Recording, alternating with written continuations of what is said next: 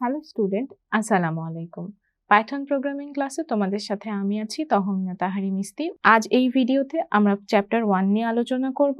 Chapter 1 এর title হচ্ছে আমাদের প্রোগ্রামিং এর মৌলিক ধারণা। ফ্লোচার্টে বিভিন্ন প্রতীকের নাম আর কাজ। দেখো এখানে আমাদের ওভাল আছে বা টার্মিনাল আছে, ডিম্বক বা টার্মিনাল, এটা ফ্লোচার্টের শুরু আর শেষ করতে নির্দেশ দেয়। এরপর দেখো সামান্তরিক ইনপুট নেওয়া এবং আউটপুট প্রদর্শনের জন্য আমরা সবসময় এই চিহ্নটা ব্যবহার করব। আয়তক্ষেত্র প্রক্রিয়াকরণ, অর্থাৎ এই যে আমরা যোগ করেছিলাম, যোগ করার জন্য কি করেছিলাম, সাম equal to n1 plus n2, এটাকে আমরা এরকম একটা চিহ্নের মধ্যে রেখেছিলাম, তাই না? তো এটা আমরা কি করব, আয়তক্ষেত্র দিব।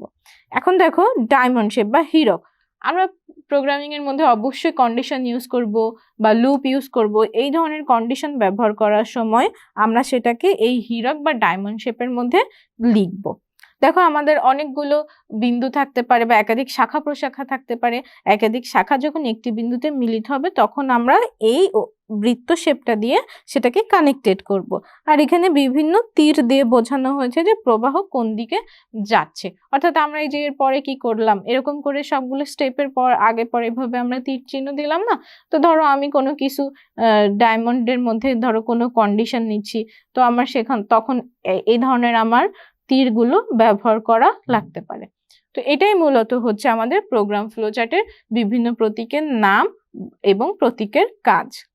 এটা তোমাদেরকে অবশ্যই মনে রাখতে হবে, ইটস ভেরি ভেরি ইম্পর্টেন্ট। তোমাদের সেমিস্টার ফাইনাল পরীক্ষা অতি সংক্ষিপ্ত প্রশ্ন আসতে পারে। তোমাদের বইয়ে আর অনেক সিম্বল আছে, সেগুলো পড়তে পারো, এটা তোমাদের রচনামূলক প্রশ্নেও আসতে পারে। এখন আমরা দেখি ফ্লোচার্ট কত প্রকার ও কি কি। ফ্লোচার্ট মূলত দুই প্রকার, একটা হচ্ছে সিস্টেম ফ্লোচার্ট আর একটা হচ্ছে প্রোগ্রাম ফ্লোচার্ট। সিস্টেম ফ্লোচার্টটা কি? সিস্টেম ফ্লোচার্টটা হচ্ছে আমরা একটা সিস্টেমের মধ্যে, অর্থাৎ আমাদের যে হার্ডওয়্যার আছে তার মধ্যে আমরা বিভিন্ন ধরনের ডেটা গ্রহণ করি, প্রক্রিয়াকরণ করি, ফলাফল প্রদর্শন করি, সেটা হার্ডওয়্যার বা সফটওয়্যারের মাধ্যমে। এই যে একটা সিস্টেমের মধ্যে আমাদের যে কাজগুলো হয়, সেই কাজগুলো যখন আমরা কোনো চিহ্ন বা কোনো গ্রাফিক্যাল ভিউ রিপ্রেজেন্ট করি, অর্থাৎ কোনো সিম্বল দিয়ে সেটাকে ড্র করে বোঝাই, তখন সেটা হবে সিস্টেম ফ্লোচার্ট। আর প্রোগ্রাম ফ্লোচার্ট কি? প্রোগ্রামিং ল্যাঙ্গুয়েজে আমরা কিভাবে কাজ করছি সেটাকে যখন আমরা কোনো সিম্বলের মাধ্যমে রিপ্রেজেন্ট করি, তখন সেটা হবে আমাদের program flowchart. It's very simple. এটাও তোমাদের পরীক্ষার জন্য অনেক ইম্পর্টেন্ট যে ফ্লোচার্ট কাকে বলে, ফ্লোচার্ট কত প্রকার ও কি কি। এটা তোমাদের সংক্ষিপ্ত প্রশ্ন আসতে পারে। অতি সংক্ষিপ্ত ক্যাটাগরিতে শুধু এটা আসতে পারে যে প্রোগ্রাম ফ্লোচার্ট বলতে কি বোঝায়, সিস্টেম ফ্লোচার্ট বলতে কি বোঝায়, অথবা ফ্লোচার্ট কত প্রকার, অথবা শুধু ফ্লোচার্ট কাকে বলে। এই পর্যায়ে আমরা অ্যালগরিদম এবং ফ্লোচার্টের বিভিন্ন এক্সাম্পল দেখব। তার মধ্যে প্রথমটা আছে 3টি সংখ্যার যোগফল নির্ণয় করার অ্যালগরিদম এবং ফ্লোচার্ট দেখাও। আমি কিন্তু অলরেডি তোমাদের 2টি সংখ্যার জন্য যোগফল বের করার অ্যালগরিদম এবং ফ্লোচার্ট এক্সাম্পল আকারে দেখিয়েছি। এটা তোমাদের হোমওয়ার্ক থাকবে, 3টি সংখ্যার জন্য যোগফল বের করার অ্যালগরিদম এবং ফ্লোচার্ট। এটা তোমরা সমাধান করে আমাকে কমেন্ট সেকশনে ছবি পাঠাতে পারো। এবং তোমাদের যদি এই রিলেটেড সমস্যা থেকে থাকে বা এই এক্সাম্পলে তোমাদের সমস্যা থেকে থাকে আমাকে জানাতে পারো। আমি অবশ্যই এটার উপর আলাদা একটা টিউটোরিয়াল করে তোমাদেরকে আপলোড করে দিব। এখন আমরা আলোচনা করব ত্রিভুজের ক্ষেত্রফল নির্ণয় করার অ্যালগরিদম এবং ফ্লোচার্ট। এটা একটা ত্রিভুজ, তাই না? এখানে আমাদের কি আছে, 3টা বাহু থাকবে ত্রিভুজের ক্ষেত্রফল নির্ণয় করার সূত্রটা কি মনে আছে? ক্ষেত্রফল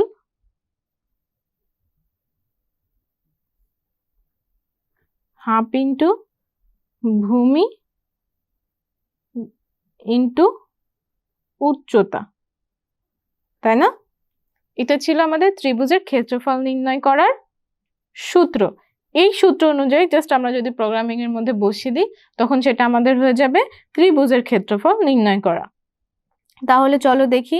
প্রথমেই আমরা শুরু করব স্টেপ 1-এ, তারপর স্টেপ 2-তে থাকবে ইনপুট নিলাম বি আর এইচ। যেহেতু আমাদের দুইটি ইনপুট নিতে হবে, কারণ আমরা জানি যে ক্ষেত্রফল নির্ণয় করার জন্য ভূমি আর উচ্চতা লাগবে। তো ভূমিকে আমরা বি আর উচ্চতাকে আমরা হাইট এইচ দ্বারা নির্ণয় করলাম বা ডিফাইন করে দিলাম। তাহলে ক্ষেত্রফল নির্ণয়ের সূত্রটা হচ্ছে হাফ ইন্টু ভূমি গুণ উচ্চতা। এটাকে আমরা এভাবেও লিখতে পারি, তাই না?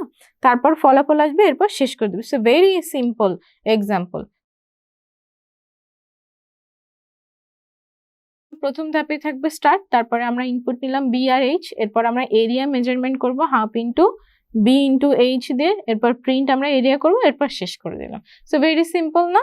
তো তোমরা এইভাবে বৃত্তের ক্ষেত্রফল নির্ণয় করতে পারো, সামান্তরিকের ক্ষেত্রফল নির্ণয় করতে পারো, আয়তক্ষেত্রের ক্ষেত্রফল নির্ণয় করতে পারো। এই ধরনের যত এক্সাম্পল তোমাদের পরীক্ষায় আসবে আশা করছি তোমরা পারবে। এরপর আমরা একটা ইন্টারেস্টিং এক্সাম্পল দেখব, সেটা হচ্ছে ফারেনহাইট তাপমাত্রাকে সেন্টিগ্রেডে তাপমাত্রা রূপান্তর করার অ্যালগোরিদম এবং ফ্লোচার্ট। তো কিভাবে শুরু করব? প্রথম স্টেপ হবে আমাদের স্টার্ট করা, তারপরে read the temperature in Celsius, অর্থাৎ আমরা যে টেম্পারেচারটা কাজ করব সেটাকে কোন স্কেলে নিব? সেলসিয়াস স্কেলে। এরপর আমরা জানি এই সূত্রটা আমাদেরকে কিন্তু অবশ্যই জানতে হবে, যেমন ত্রিভুজ নির্ণয়ের জন্য হাফ ইন্টু ভূমি ইন্টু উচ্চতা জানলাম, ঠিক তেমনি আমরা যখন সেন্টিগ্রেড স্কেলকে ফারেনহাইট স্কেলে রূপান্তর করব তখন আমাদেরকে অবশ্যই এই ফর্মুলাটা জানতে হবে, F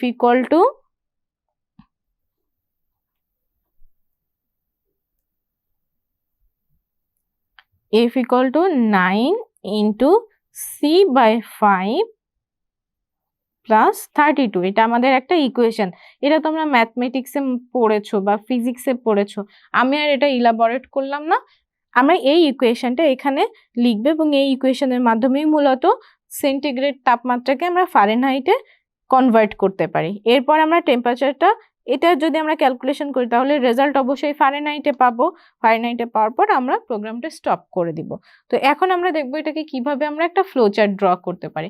তো প্রথম পর্যায়ে স্টার্ট, তারপরে আমরা রিড ভ্যালু ইন সেলসিয়াস। দেখো এখানে কিন্তু অনেক বড় করে লেখা আছে, তোমাদের এত বড় না লিখলেও হবে, যে input temperature in Celsius, just এটা লিখে দিবা। এরপর আমরা কি করব? ক্যালকুলেট করব। এখানে কম্পিউট লিখেছে, তুমি কম্পিউট অথবা ক্যালকুলেট, অথবা যদি কোনো কিছু না লিখে F = 9 × C/5 প্লাস 32 লিখো, শুধু এই ইকুয়েশনটা লিখে দাও, তাও কিন্তু হয়ে যাবে।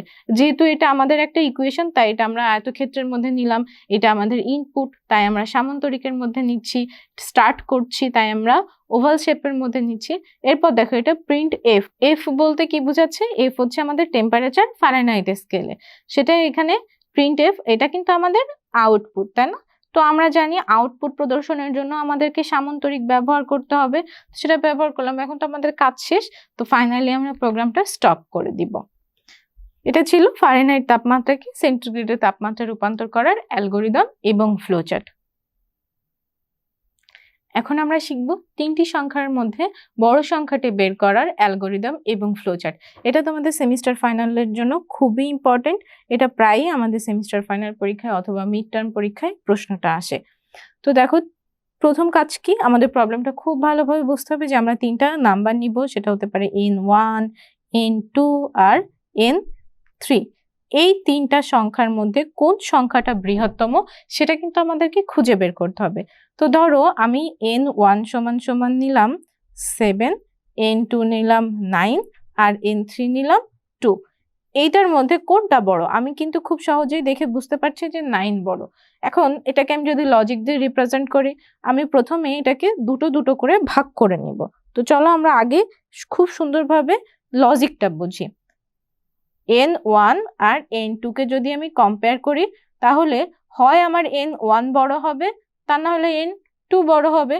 এখন দেখো আমি n1 এর মান কত নিয়েছি? 7 নিয়েছি, আর n2 এর মান কত নিয়েছি? 9 নিয়েছি। তাহলে এই দুইটার মধ্যে বড় কোনটা বলো তো? এই দুইটার মধ্যে n2 বড়। তাহলে আমরা পেলাম n2 is largest, is the largest value.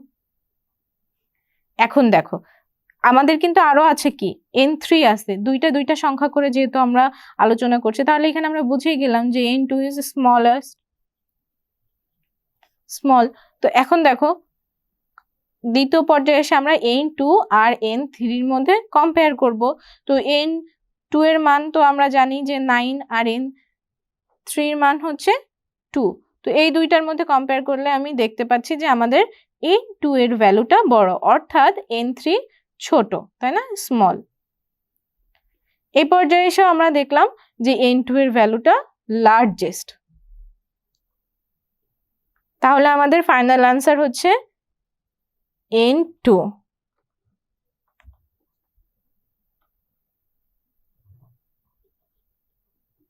into is the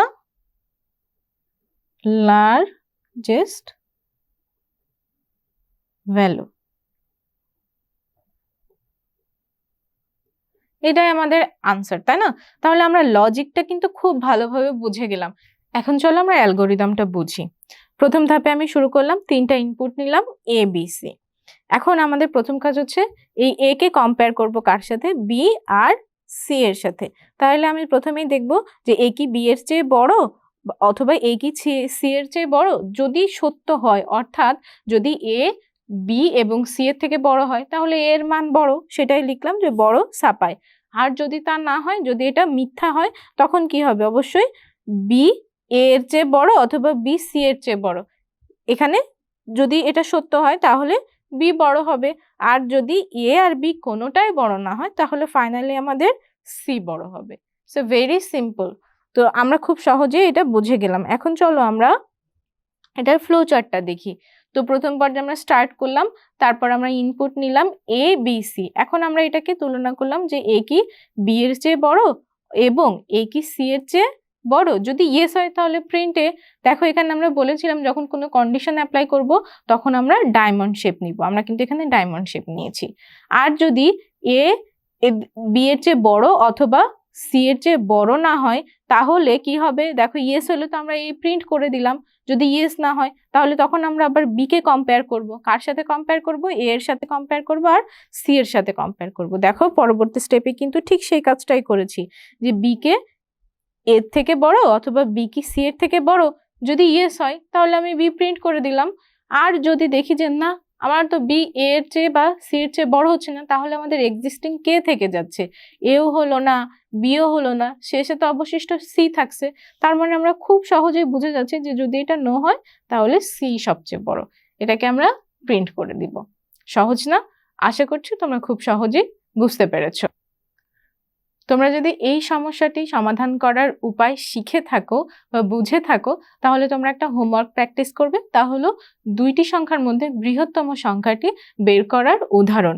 সেটা তোমরা এক্সাম্পল আকারে প্র্যাকটিস করে আমাকে স্ক্রিনশট কমেন্ট বক্সে পাঠাতে পারো।